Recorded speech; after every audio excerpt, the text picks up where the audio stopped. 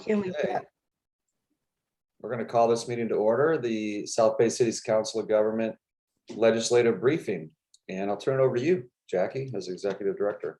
Okay, well, I'm going to start with a very brief program update again to tell you where we've been since our last meeting. And if you could go to the next slide, this update since April.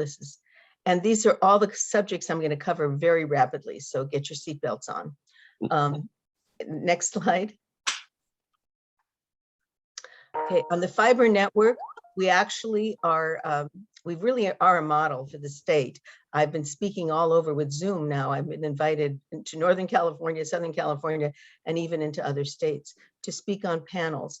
We're also very involved in LAEDC's LA Deal, which is working on digital literacy and infrastructure in the Los Angeles area. So we have been involved in that. We have 27 sites connected, and yesterday our COG office was connected. So we're very excited about that. We have money left, and right now we've identified 2 new sites in Lomita that have been approved, and the Regional Communications Center in Hawthorne will also be connected.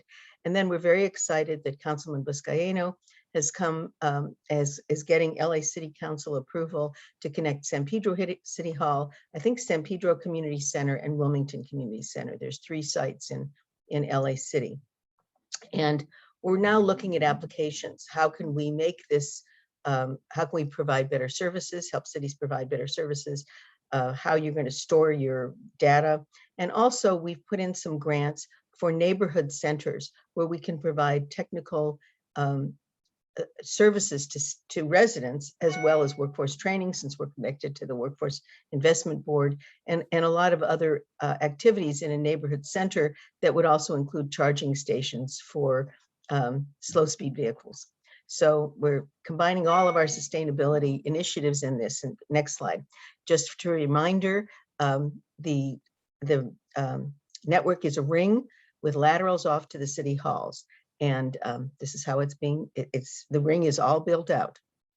Next slide. Our local travel network is for slow speed vehicles, and we've just completed our Caltrans grant. It would be for 0 emission slow speed vehicles throughout the South Bay. The next step is developing signage. We're getting a grant to develop signage so that we can work with cities on initial corridors. And if you haven't visited our story map or taken our survey, here's a link, and this presentation will be on our website. Next slide. Drew just mentioned it to those that were on the call a little earlier, but we've been working very hard on some of this legislation coming through Sacramento. And the one that we're working the hardest on right now is SB 9, which pretty much eliminates single family zoning. We're planning to send a letter to the governor after the op-ed gets published, which we hope is going to be tomorrow. And while we were fashioning the op-ed, we were able to get 120 signatures of local elected officials from 48 cities across the state, all different kinds of communities, to agree to sign their name to something opposing SB 9. Right now, those list of endorsers are on our website, and after the op-ed goes in, the longer letter to the governor will be on the website as well. Next slide. We're monitoring a lot of initiatives at Metro because we want to make sure that how they impact South Bay municipal operators. You can see the fare capping and free fares, how they're recovering from COVID, congestion pricing fees and traffic reduction fees, and then the rail projects that are coming into the South Bay. We also have money that we have put for transit projects, which are going to be going to the Metro board, and we expect our projects to receive approval from Metro by September for the coming year. Next slide. Homeless services, the Board of Supervisors is supposed to approve next week $1.905 million for the COG for a funding cycle on projects that would be from January 2022 to 2023. In order to be ready for that, we have a call for projects that we've sent to your staff, asking each city to apply for some of this money to increase the housing supply in your city, or focus on services in your city for those experiencing homelessness. We will be giving extra criteria or extra points to multi-jurisdictional projects. We really like you to work together. And those applications are due August 10th. Next slide. And then I want to make sure you remember that we're pushing promoting Home Share South Bay, which is a pilot to match housemates. It's been very difficult during COVID to match. We think we're about a fraction of a way from announcing our very first match. We're very excited about it. And of course, you'll hear the trumpets going when that happens. But in the meantime, we would like you to promote Home Share South Bay. And I would like to ask all of you from cities to go to your website and see if it's there, because I tried to do it on some of the websites. And unless you know to go to Home Share South Bay, you can't find it. So that's not helping us. We need you to have it in some place where people know they can find it. And I mean, they discover it. Next slide. Senior services, we are going to be working on age-friendly network of cities, and we have 2 cities that have started the process and other cities that are exploring the possibility. We're going to need funding for this, and we have been looking for ways we can help, because once you become an age-friendly city, you do a survey that explains what kind of services you have, and it's not that big a deal, but we would need a little bit of help to do that for all of our cities, and we want to help cities do this. And you have to know that if you're an age-friendly city for seniors, you're an age-friendly city for everybody. Next slide. Environmental programs. We have 2 Civic Spark Fellows, which are who are graduate students, no, postgraduate students who are extremely skilled. We've had some before, who are going to be working on our climate action plans and energy efficiency programs starting in September. We have water programs. Now we've over 1,000 high efficiency clothes washer rebates have been completed. Applications have been completed in disadvantaged communities. We've done cash for kitchens audits, which are in commercial kitchens, and rain barrels are back in giveaway mode, and we have delivered 1,000. We've worked with West Basin for them to deliver 1,000 rain barrels. And then we're trying to figure out how we can assist cities with the new law dealing with organic waste. So that's one of our bigger new initiatives. Next slide. We have a brand new program, which we're just announcing to cities. And I don't know if legislators I assume you have something in your own offices that do GIS, but if there are GIS services that your city or a legislator's office would like us to do, we do now have trained staff who can do maps and data collection and other kinds of GIS work. We know some cities have GIS, and when they get overloaded, we would be glad to help. We're going to be charging $78 an hour, but for cities, we're giving the first 20 hours free to any of our members. So we're very excited about this and hope that you will take advantage of it. Next slide. We held the General Assembly. This is where you can see the year in review and the recordings from our General Assembly. And our next General Assembly, which we'll probably have a session in March, is the topic is under discussion. If you have a topic you're interested in us pursuing, please let me know. Next slide. That's it. Our next meeting is October 14th, and I'd be glad to answer any questions that you may have. Thank you so much. Thank you, Jackie. Well done. Any questions for Jackie? I have a question. This is Debbie Stigura from Rolling Hills Estates. Jackie, early on in the slides, you talked about the South Bay Fiber Network. You also talked about digital literacy opportunities. Has COG thought about partnering with any of the libraries or the PV Library District even? Because that's something that they pursue as well. And there might be grant opportunities like from the California State Library or other sources. It's a good idea. We're now getting into the applications much more seriously. We've been in the construction mode. Thank you for your suggestion. Okay, great. Thank you. Any other comments or questions?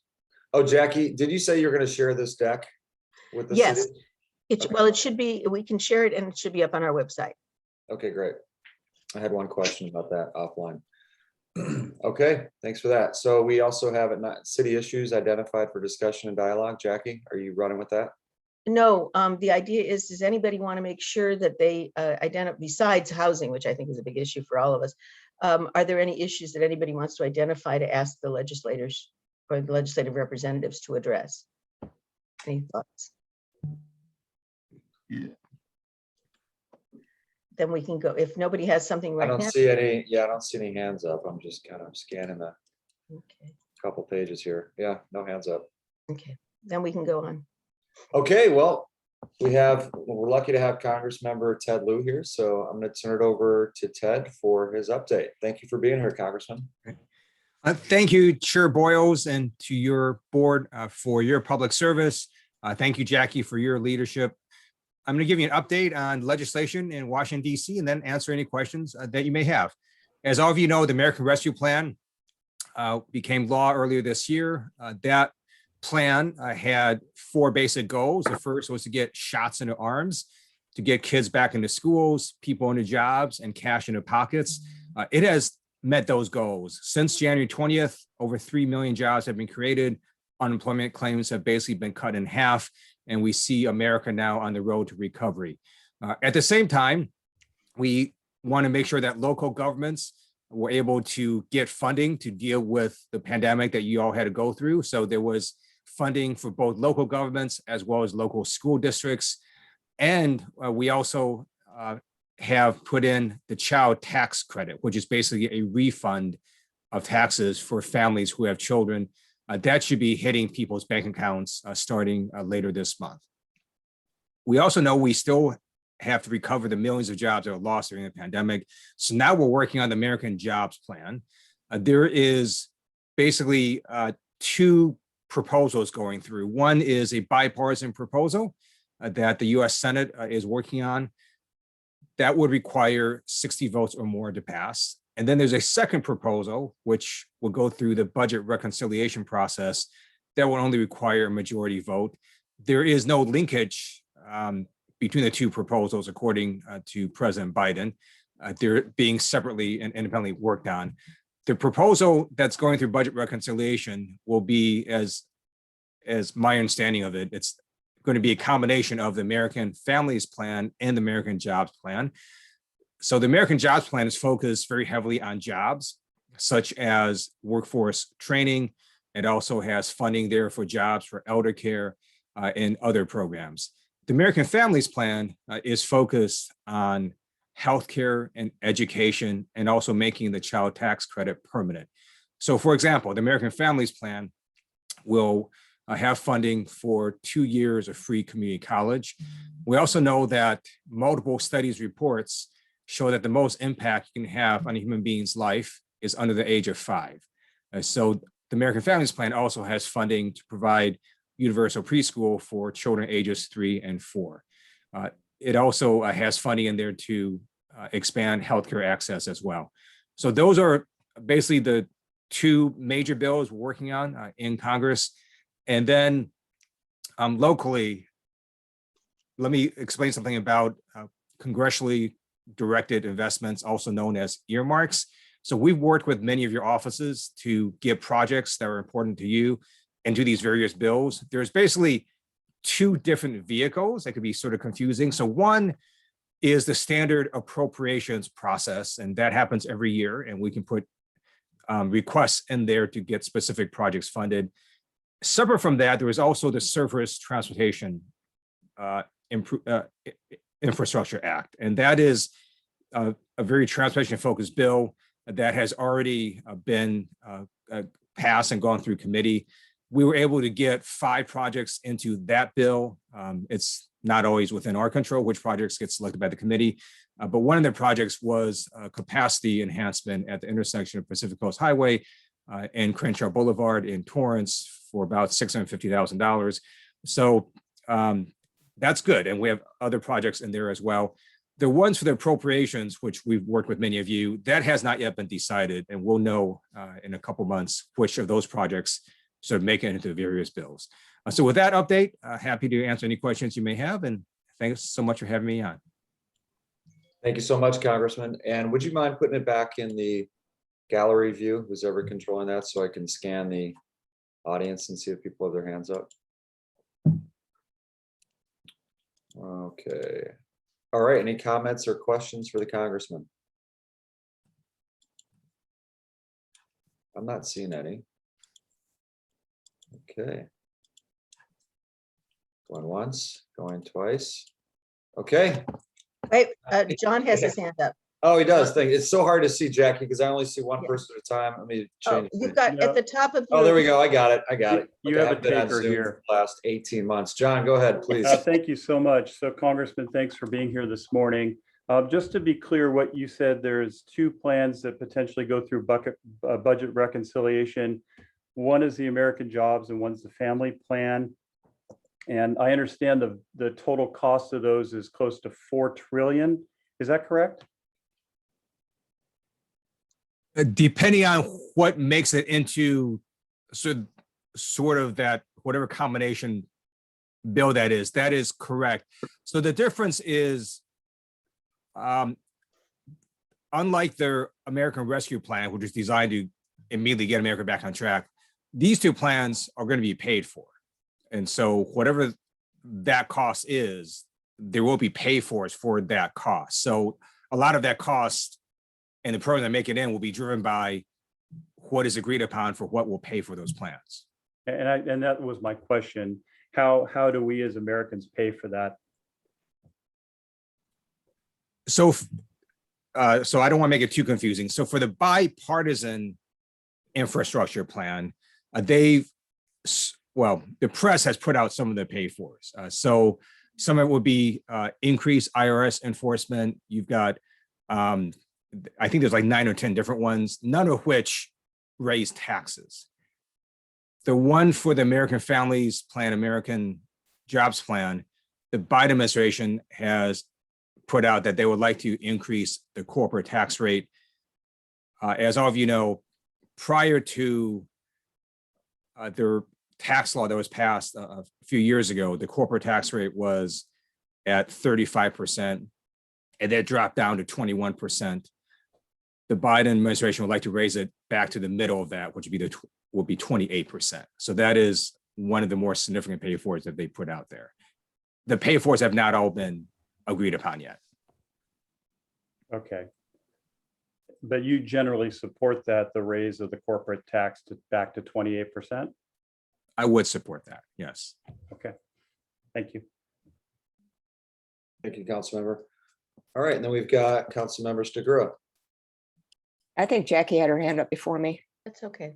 Okay, Congressman, thank you for being here. It's kind of hard to keep track of what's going on the different iterations of the bills.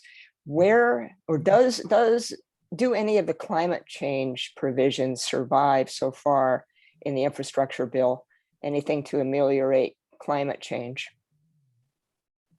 That's a great question.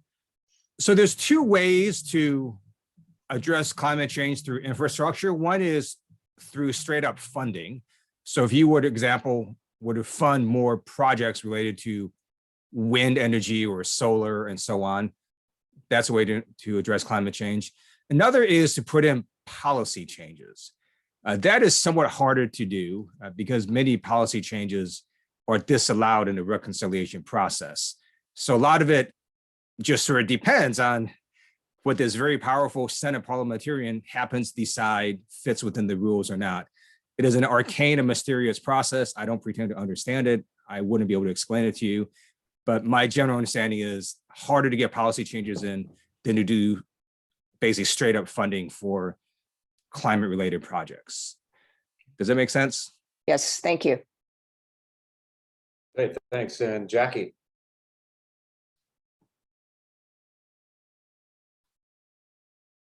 Sorry.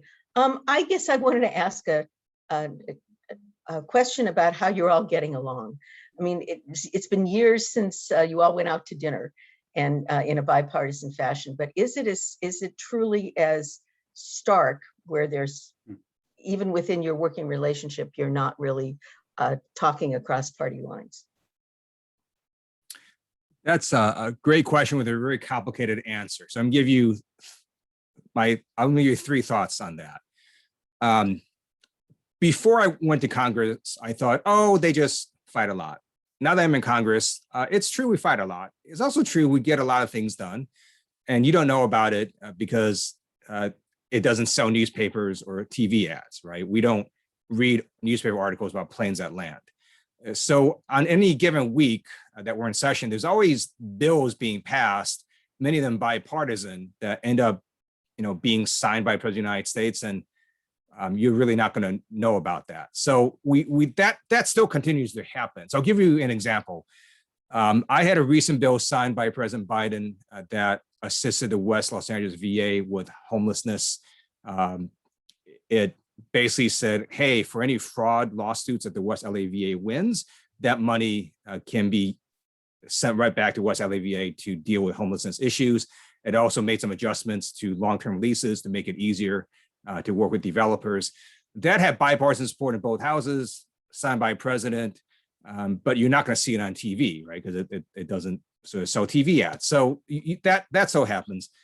The second thought I had is you also have a lot of letters and other sorts of things happening not related to bills that also have bipartisan support. So for example, last month, I sent a letter with Republican Congresswoman Victoria Spartz out of Indiana.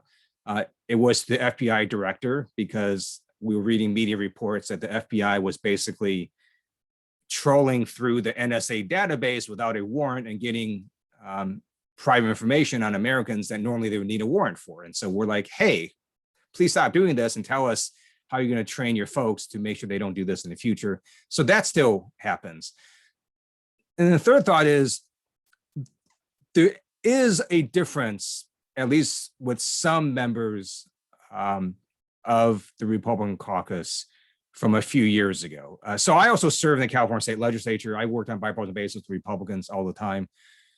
But the Republicans I worked with, for example, California state legislature, they didn't basically just ignore facts, right? They wouldn't call something that was black, white, or vice versa. And now you have a number of Republican members of Congress who just are in a different reality. And it's sort of hard to deal with that because if they have a view of reality that is just not fact-based, it's not clear how you work with them. So there is a growing segment of the caucus that is like that. I don't quite know how to fix that. But that is something I've noticed in a way that I haven't experienced, let's say 4 years ago. Thank you. Okay, thanks, Jackie. Thank you, Congressman. Any further questions or comments? Yes, all right, Jeff Kiernan, and then we'll have Councilmember Stacey Armato after that. Just real quick for the congressman or any of the senators, representatives who are on, I've heard some reports that the American Rescue Plan Act might be revisited as far as loosening some of the rules around what state and locals can pay for with those funding. Have you heard anything about that you can expand on? I have not, but if you have specific proposals, let me know. We can always add that into their upcoming bills that we intend to pass. Okay, great. Yes, we can always modify prior laws. Absolutely. All right, thank you, Mr. Kiernan. Councilmember Armato. Thank you, Chair, and thank you, Congressmember, for being here. I just wanted to acknowledge your incredible staff. We have had an increase in number of calls related to passport renewals and expediting, and your team has been incredible in turning those around or getting them appointments at the very last minute, all with great success. So a real thank you to your entire team. Thank you. I will definitely pass that along to my amazing staff. And for those of you who have constituents or family members or friends that have passports that may expire in less than 6 months, you should renew them now. There is a very long backlog at the State Department because now that the vaccines have been tremendously effective, all of a sudden people decided, hey, let's travel for the summer. And there's just been this huge surge of passport applications, and they're having delays in processing because of how many people have been sending those in. So send in those applications early. And if people are in a jam, please contact me or my staff and we will assist. All right. Thanks again, Congressman. I think that's it. I don't see any other hands up. Really appreciate your time. Enjoy your summer. Thank you. Have a good day. Thanks so much. All right, next up, we have from Senator Dianne Feinstein's office, we have Jeanette Christian. Hi, Hi. Jeanette Christian with Senator Feinstein's office. It's good to be here this morning. It's always great to go after Congressman Liu. I hope he took all the hard questions. You haven't elected, so take advantage of that. As you know, the Senate is going to resume session next Monday, and as Congressman Liu shared, most of the session is going to be focused on passing the bipartisan infrastructure package. This deal might hit the floor as soon as July 19th, so we'll be sure to keep you posted. As he kind of mentioned, the language was being written and there's a lot of negotiations going on, so we can keep you updated if you have any suggestions, or once the language starts coming out and you have something to share with us, please feel free to email me. As you know, to touch about moving on to earmarks or congressionally directed spending requests. As you know, Senator Feinstein's a longtime member of the Senate Appropriations Committee, and she serves as the chair of the Energy and Water Subcommittee. So we've been, which allocates the Army Corps, Bureau of Reclamation, and Energy. So we've been releasing our community directed spending requests by each subcommittee. And so there's a few that still have not come out yet. If you're interested, if you've made it, or if we've chosen you, I know I took a lot of meetings. I think I took like 80 or 100 meetings about each request. So they'll be released slowly. I think a lot of the ones that the cities in the South Bay had submitted to were for the THUD committee, and which is going to be released later today. So I'll send Jackie the links of some of the projects which are public now that we've chosen. And as Congressman shared, we probably won't see any reconciliation or moving these towards a bill until September at the earliest. I think the House is starting to started marking up last week, and those are posted on their website. So when it gets to the Senate, will be September, and fingers crossed that these projects move forward. We're really excited if they do. And I know a lot of the cities and the South Bay COG put a lot of hard work into their proposals. So I hope we can, I hope later this year, we'll be able to bring a lot of dollars to the region. I kind of wanted to touch on DDT because I brought it up last meeting and give you an update. And for those of you who don't know, it really affects your area, but in fall of 2020, the Los Angeles Times reported that the UC Santa Barbara scientists discovered industrial waste barrels of DDT decaying on the floor. I think this article was brought to many of your cities' attention most recently, but during that time, the senator made calls to the EPA and NOAA and helped put together a mission with scripts to kind of have these deep sea Roombas survey the ocean floor to see what the barrels look like. And that mission has been completed. So we've hosted a congressional briefing with EPA and NOAA to kind of share what we've discovered.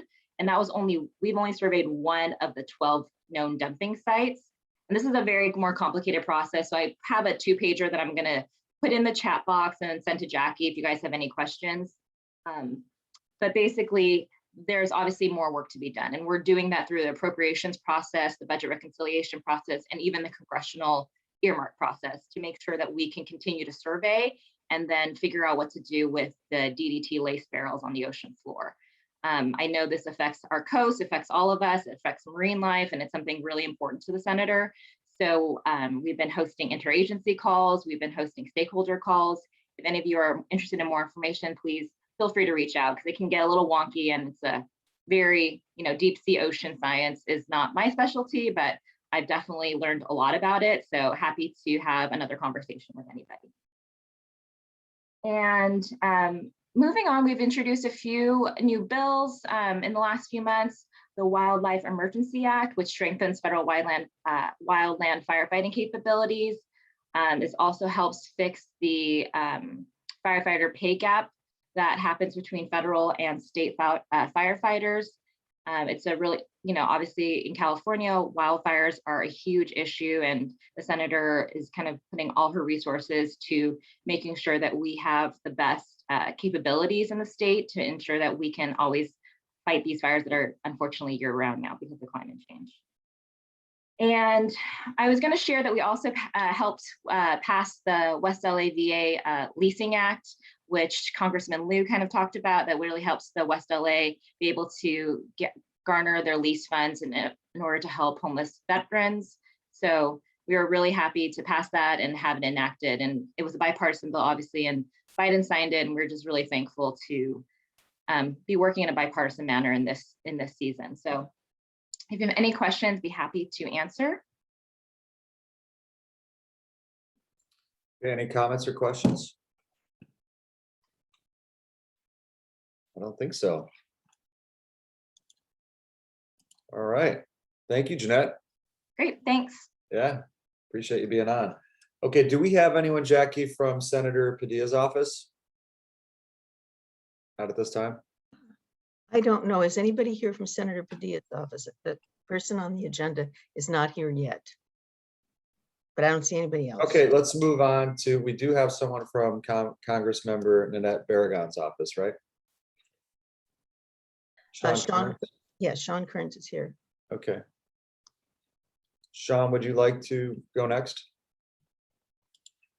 You're muted, Sean. We can see you. We can't hear you yet. Apologies for that. Yep. Good morning, folks. Thank you so much for inviting our office to participate in today's meeting. Unfortunately, Congressmember Nanette Barragon could not be here in attendance, but my name is Sean Kearns. I'm a field aide from her district office in San Pedro, and pleasure to be here with you all. I thought Representative Ted Lieu provided a great summary of the two vehicles going forward in moving infrastructure funding into our community. Of course, just about a week ago, the House celebrated its first partial victory in passing the Invest in America Act. In addition to the significant investments for reducing carbon pollution and expanding transit opportunities and repairing roads and bridges, within the bill, Representative Barragon was able to secure nearly $25 million to fund 10 member designated transportation projects within her congressional district. Some of that funding will contribute to replacing existing Metro buses, which serve routes in San Pedro, Wilmington, and surrounding communities with zero emission battery electric buses. That project will also include installing 2 charging stations for those buses. We also were able to secure funding for multiple complete street projects in her district to enhance active transportation and protect pedestrian safety along major corridors. Also funding for expanding an electric vehicle car share program at the Rancho San Pedro housing complex, as well as constructing the Wilmington Waterfront Avalon pedestrian bridge. This project will provide safe access for cyclists and pedestrians between the Wilmington waterfront and the commercial corridor of Avalon Boulevard in Wilmington.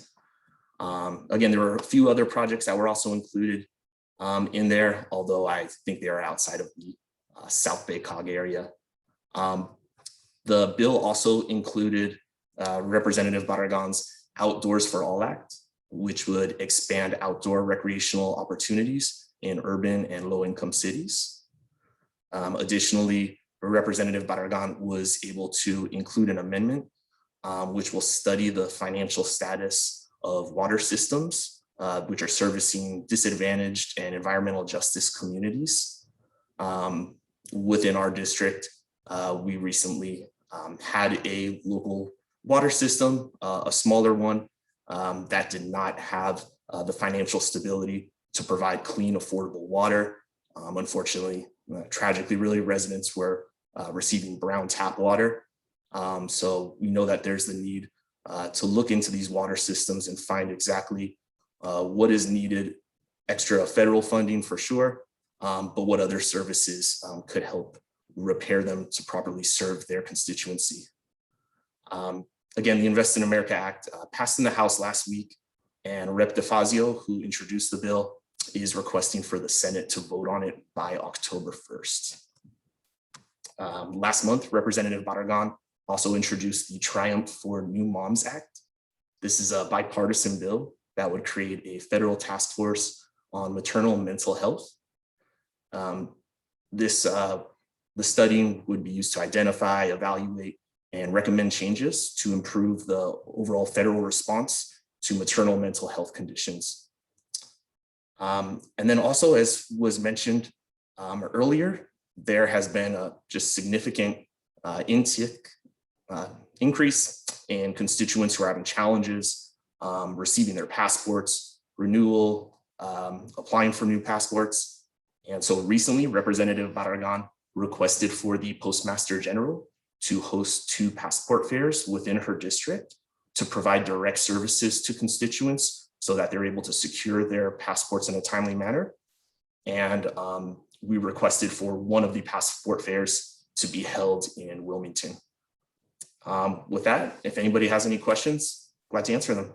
Thank you. Mr. Kearns, thanks so much. Great update. Any questions? I am not seeing any. All right, thank you. Thank you very much. Appreciate your time. Okay, next up, we're making great progress. We're up to Senator Ben Allen's office, and I think we have Alina Wilbro Benson here. Alina, are you there? You do have me there, but unfortunately I am in the office and I don't have a camera on these silly state computers. So sorry guys, it's a black square for me today. Thank you everyone for having me here today. I hope you and your loved ones had a fantastic and safe 4th of July weekend. We are in a bit of a, I'm not going to say a calm period in the legislative session because that's certainly not true, but all of our bills have passed out of the Senate and into the Assembly, and they're currently going through their committees on the Assembly side. Just this week, we had a couple of bills go through a few of the Assembly committees, and they've all passed out. Earlier this year, we did have to shorten our bill package a bit by request of the pro tem. So we did put our bill package down to 12, but that is just fine. We are moving forward with all of those. Now, as a little bit of an update on the current happenings in the legislature, in February, we passed a $7.6 billion COVID economic package. We added another $2 billion in tax breaks for businesses. So the package came up to about $9.6 billion. We passed AB 832, which extended the state's eviction moratorium through September, while also providing more money to lower income residents to pay off rent they missed during the coronavirus pandemic. And just so you know, the state is now stepping up to cover 100% rather than that 80%. If you have any constituents of your own that are having trouble with this process, send them my way. I have a contact that will help people who have applied and maybe haven't heard back yet. In late April, the legislature passed and the governor signed a bill that Senator Allen co-authored, Assembly Bill 80, which gave small businesses that were hardest hit by the pandemic a $6.2 billion tax cut over the next 6 years.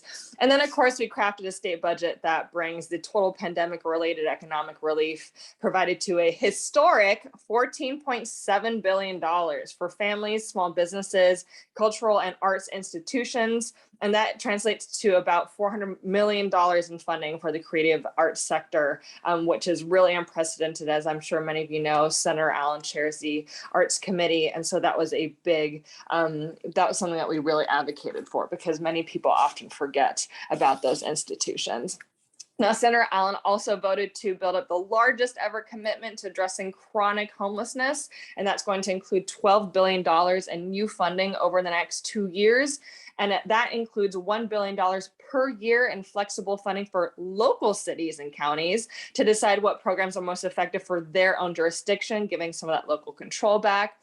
This is one of the top of a targeted grant program that will empower local governments to assist people in moving out of unsafe encampments and into safer and more stable housing. This program will also work hand in hand with the increased funding for Project Home Key, which resulted in the creation of tens of thousands of new long-term homeless housing units in the months and years to come by purchasing and rehabilitating defunct motel and vacant apartment buildings. So that is a little piece of the puzzle for homeless funding that we have really ramped up at the state level. And I think with that, the only other update I have is that we are continuously helping constituents with EDD. We have solved over 3,000 individual and small business owner cases, and we are still actively assisting over 600 people. The cases have not slowed down in any way, shape, or form, so we're still very busy with that. If you do send any constituents our way, please know it is not immediate for us to resolve EDD cases. It still takes us some time to resolve them. EDD does have to resolve them first, so it's not an immediate fix, but we are getting them done. So with that, I think I'm done. Not so fast. Uh-oh. No, I'm just kidding. No. Are there any questions or comments for Alina? Yes, Mr. Kirkshank. Thank you. Hi, Alina. I'm just looking at Senator Allen's website, and I guess I know we have a recall coming up, and it looks like he was a part of this SCA 3 clarifying the recall process.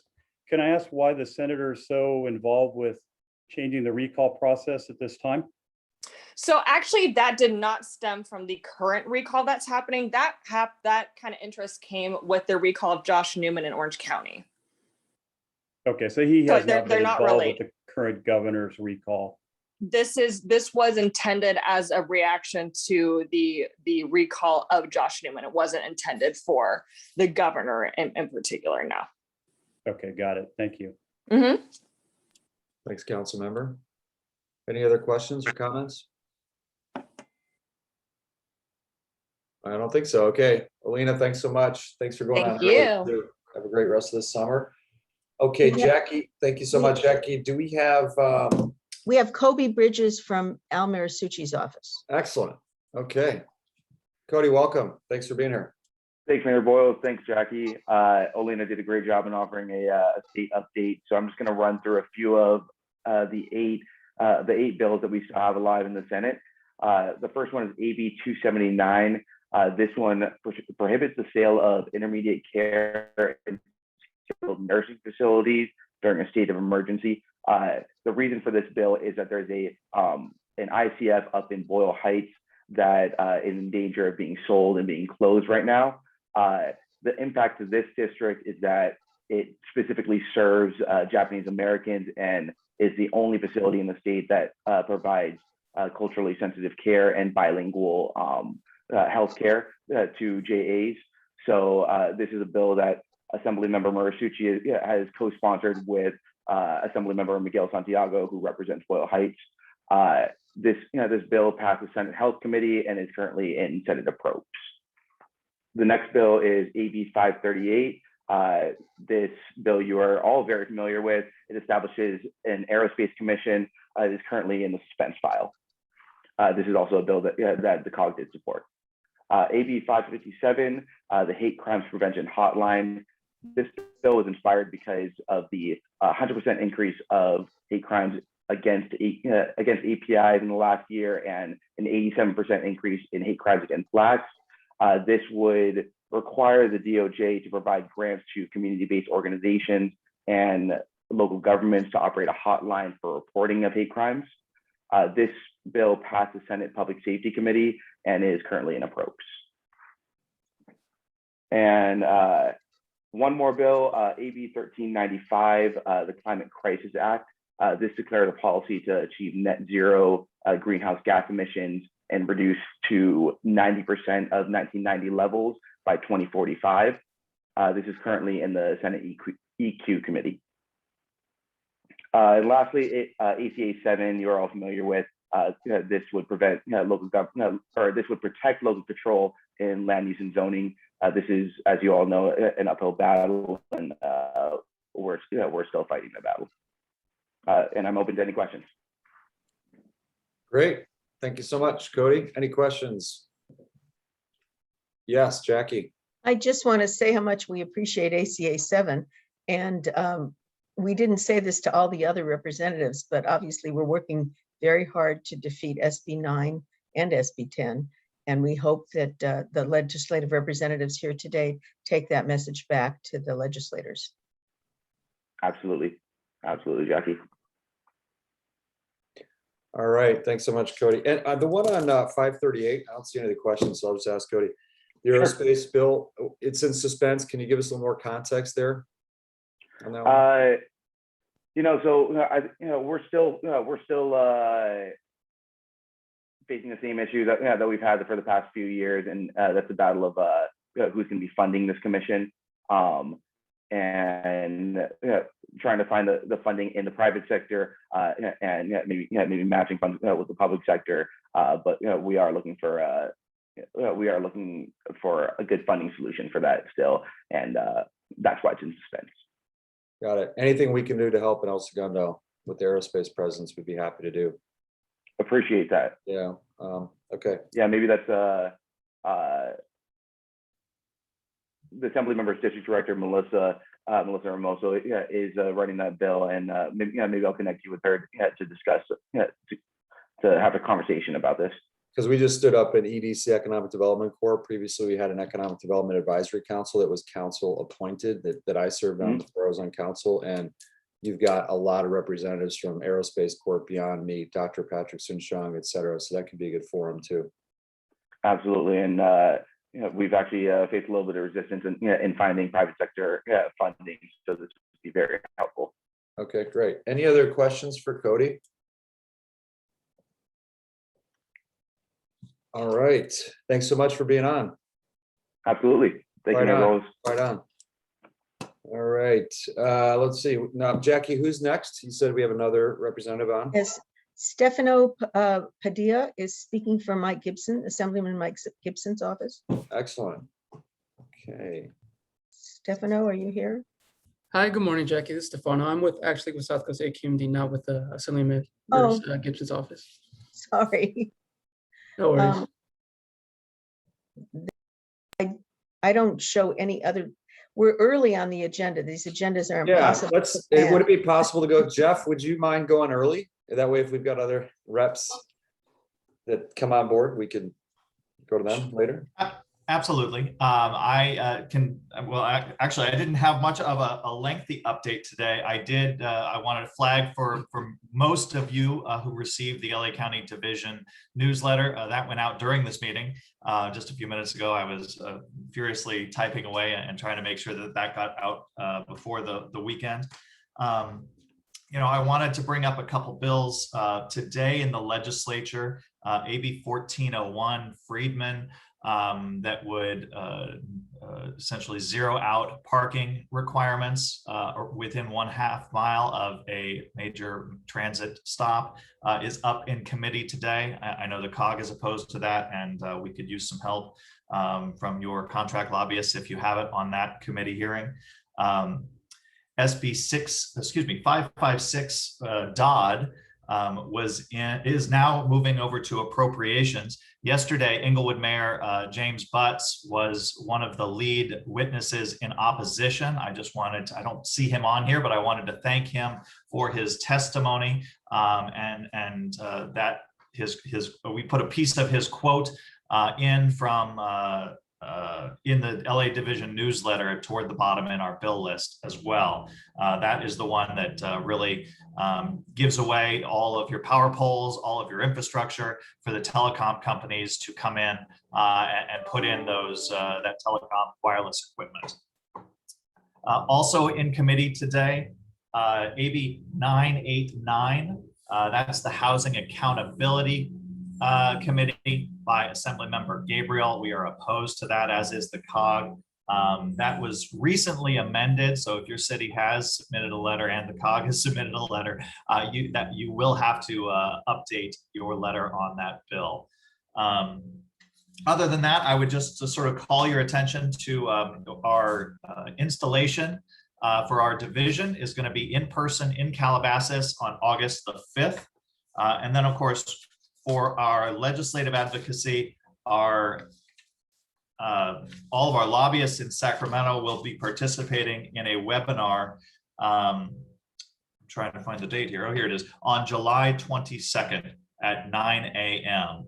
That's our summer recess briefing. So as you probably know, the recess for the legislature, the month-long summer recess begins on Friday of next week.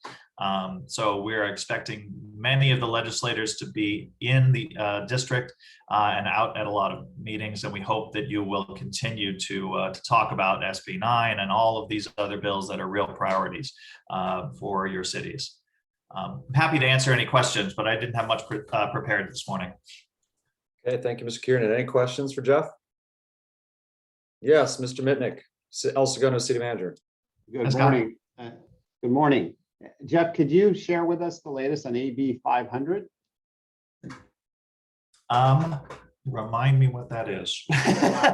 I just learned about this yesterday. It would give the Coastal Commission more authority to require affordable housing be built, that type of thing.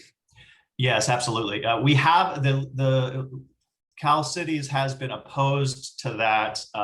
We have a coalition that we're working with to try to stop and slow down that bill that we've been working with. We've had an opposed letter in since April.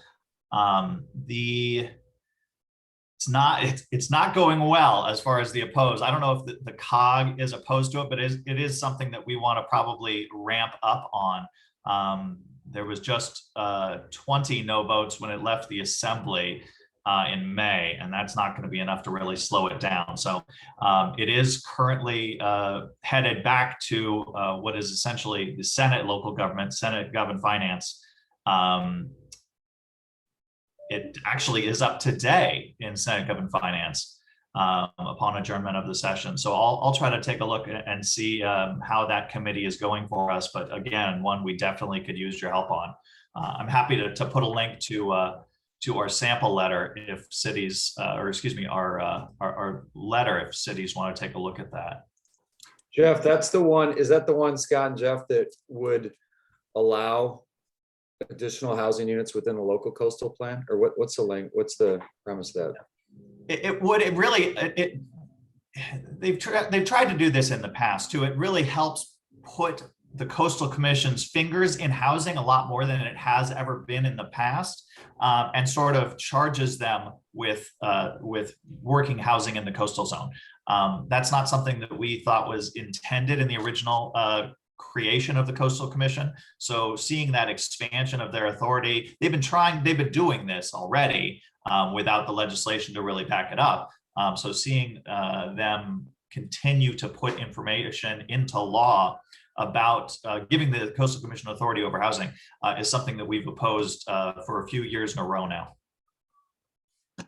It would be a loss of local control. Absolutely. That sounds like definitely something we would want to weigh in on, Jackie, I would think, at the next Board of Directors meeting. Okay. Good question. Thanks, Mr. Mitnick. Thank you, Mr. Kiernan. Any other questions or comments for Jeff? Okay, we're going to move on. We have Shane Weaver from Assemblymember O'Donnell's office. Shane, thanks for being here. The floor is yours. Hi, Drew. Thank you for the introduction. Hi, everyone. I'm Shane Weaver with Assemblymember Patrick O'Donnell's office. Unfortunately, Hannah Ahmad, she was our San Pedro field representative. She left our office 2 weeks ago. So we miss her, and we're just currently in the role of hiring another field representative for San Pedro, just to represent our office in future meetings. But yeah, I'm Shane Weaver. I'm the Long Beach field representative for the Assemblymember. I did want to share one bill, just in particular, is AB 1524. That's our Project 800 initiative on drayage trucks here in the port. So just to share a little bit context about the AB 1524, it does extend the California Air Resources Board's Project 800 initiative to support the deployment of an additional 1,000 to 1,600 zero-emission drayage trucks at California ports. So extending the program will set the state apart as a leader in transitioning to clean drayage trucks operations, and will send an important signal truck to manufacturers that they should increase production in anticipation of future demand. So the Assemblymember took on this bill, just the need for the bill. It's just to share a little context on that as well. So despite advancements in technology, the transition to clean drayage trucks will be an uphill battle due to the price differential between diesel and zero emission trucks. The used drayage trucks cost around $50,000, while new zero emission drayage trucks can cost upwards of around $350,000. So unless the state provides funding to offset the initial cost of new zero emission trucks, the price differential will continue to be a major barrier to the adoption of zero emission drayage trucks. So currently, this bill, it did pass through the Senate of,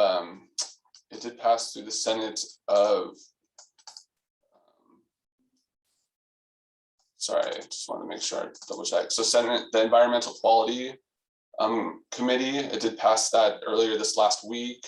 And then it's re-referred to the Committee of Transportation on the Senate side right now. So please feel free, if you have any questions on this bill, please feel free to reach out to our office.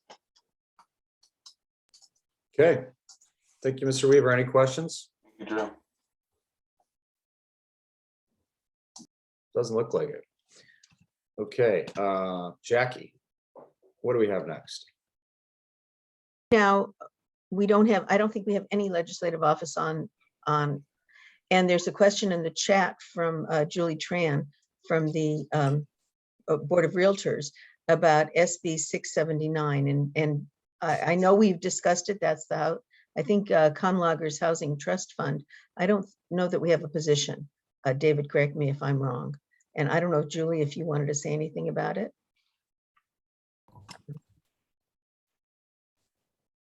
Yeah, I wanted to know if the COG has formed any decision on this bill. It's sponsored by United Way, and same for League of Cities, whether the league has taken a position. Jeff is shaking his head no, and I don't know if Stacy wants to speak on this. I think that we have not taken a position because we thought that some of the funding was vague and how it would work. I don't know if. I think Stacy would like to probably make a comment on that. Yeah, I remember the language was somewhat vague. Stacy. Thank you, Chair. Thank you, Jackie. I just wanted to update that Contract Cities took regrettably a position in opposition, mostly because there was a great underrepresentation of smaller cities having a seat at the table and a lack of full understanding of the bill. And unfortunately, it really feels like United Way is pushing this quickly without gathering all of our input. So if we're not going to have a seat at the table, we're not comfortable supporting it. So I'd love to see the COG take a position as well. Maybe we can discuss it at a future meeting. And the Los Angeles County Division Legislative Committee, we've had two very long discussions about this bill. And the initial instinct was to oppose. However, we have been trying to get a meeting with Senator Kamlager to speak about the bill. We already had the United Way and the sponsors of the bill. We didn't see eye to eye necessarily with them, but what Stacy said is exactly right. Smaller cities in the county look like they would be sort of outnumbered, and much of the funding would likely end up with the city of Los Angeles. So that was a big concern. I will say, however, this is a 2-year bill. It's not good. It's been double referred, so there's no way it's going to get, and it's still at the assembly desk. It hasn't been assigned to committee. So this will be something that we'll have at least until January to continue to work on. Great, and definitely feel free to consider us and the Greater LA Association of Realtors as your partners on this as well. You're monitoring. Thank you, Ms. Tran. Appreciate it. Thanks, Jeff. Jackie, did you have a comment or question? Yeah, I was going to raise something completely different because on the steering committee agenda for our board of directors coming up on Monday, we're going to be talking about the county supervisorial redistricting. We were asked to do that at the last meeting. And it turns out that our COG, as you may know, is in 2 different supervisorial districts.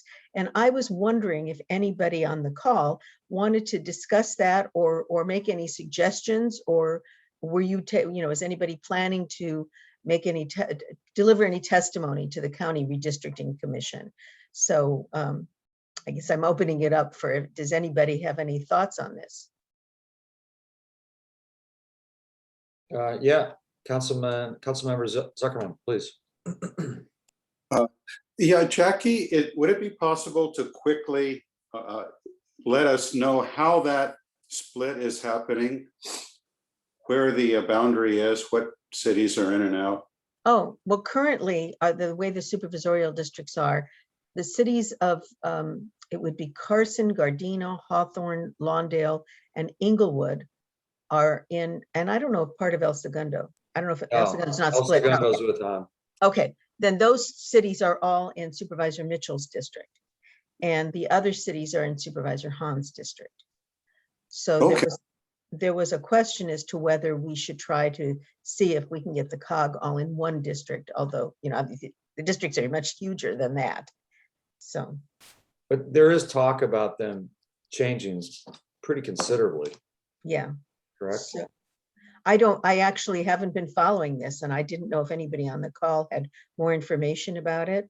The only thing I learned, Jackie, from Supervisor Hunt directly is that in the past, the supervisors, and Mark, I'm sure you can touch on this, the past, the supervisors were involved in the process at the commission, and now they're not. So they don't have, I don't think they necessarily have much input or influence in the ultimate outcome. Mark, Mayor Warnick, do you have any other insight there? No? Okay. Yes, Suja Lowenthal from Hermosa Beach, please, City Manager. Thank you. I just wanted to ask Jackie and others on the group, what is the, of course, it's always beneficial to have one strong supervisor, but I'm wondering from the COG's perspective, is the COG thinking of, I heard Jackie say recommend being in one district, but what are the benefits that we see with that? And I'll share my perspective. Just when Long Beach got split up, when I was in Long Beach between districts in the state legislature, while that was not our first option, in the end, we appreciated having more than one member of the legislature advocating for the city. So I'm curious what we want to achieve with having one supervisor. Well, if I can just respond, someone at the board member meeting, which I don't remember who it was, suggested we look into, I think it was a member of the public, suggested we look into that. Yeah, it's okay. And I guess, Suja, I would agree with you that there's some benefit to be able to go to 2 members of the Metro Board, to be able to go to 2 members of the supervisors. And so I had never thought of doing anything, suggesting we do anything about it. But I wanted to bring it up because it is on the steering committee agenda and get any feedback, and yours is obviously good feedback. So thank you. Thank you. I appreciate that. Yeah, Mayor Warnick. Yeah, sorry about that, Mayor Drew Boyles. Hey, you know, it's interesting because I even brought this to my council, and I see my colleague Barry Wade on this, is that, you know, we in the South Bay have been very fortunate, you know, from my standpoint, to have Supervisor Janice Hahn. He's been a champion for all of us.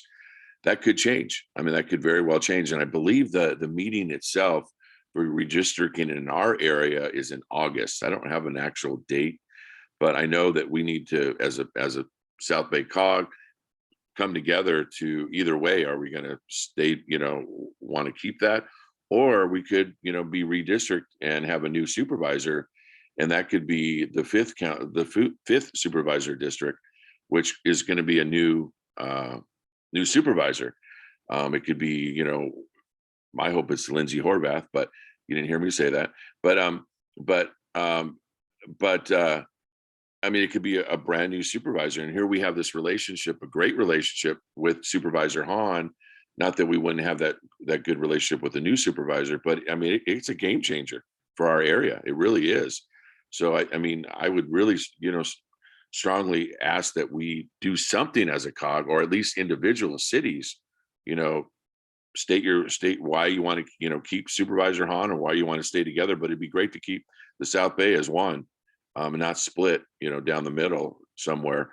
I know, talking to Mayor Pat Fury, he always said that having two representatives from Congress is great, because especially with earmarks, now you're getting earmarks from both Congress folks. So, you know, there's 2 ways to look at it, just like you said, Jackie. But I don't think it's this whole redistricting is on our radar. So I'm glad this is brought to our attention to this morning. Yeah, that's August 19th for our area. Thank you. Thank you both. Okay. Anything else, Jackie? I was trying to make, like I said, it's very hard to plan these agendas. I just want to make sure we haven't missed any representatives from any organization. I don't know if Stefano would like to talk about AQMD or anybody else would like to say anything, but I was hoping to wait for 10 o'clock. We were told that possibly Steve Bradford would join us, but we have not heard anything. So I have no, unless someone else wants to bring up an issue, I have nothing. Okay. Any other issues before we go on to public communication? I'm not seeing any. Okay. Now's the time and place for public communication. Do we have anyone that would like to address the group?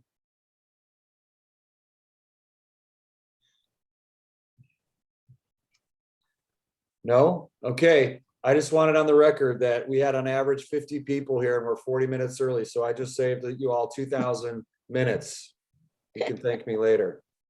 Everybody have a great summer. Jackie and staff, well done. Thank you all. Bye. Thank you.